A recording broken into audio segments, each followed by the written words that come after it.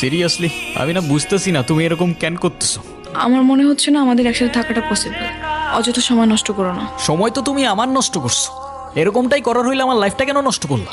নাকি হুট করে এখন বেটার কাউকে পেয়ে গেছো? তোমার যা ভাবার তুমি তাই ভাবতে পারো, আমার কোনো প্রবলেম নেই। আরে প্রবলেম তোমার থাকবে কেন? প্রবলেম তো তোমার ক্যারেক্টারে। বাবা, আমরা তোমাকে কিছু জানাতে পারিনি। রুহি আসলে আমাদের কিছু বলতে দেয়নি। ডক্টর, আপনি একটু এদিকে আসুন।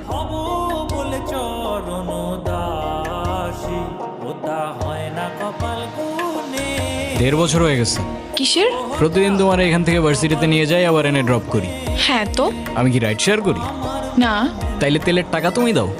না, কেন লাগবে? দিব। মারবো একটা। আচ্ছা তোমার কি আমার ইফোর্টস গুলো চোখে পড়ে না নাকি? আমাকে প্রপোজ করতেছো? ইয়েস।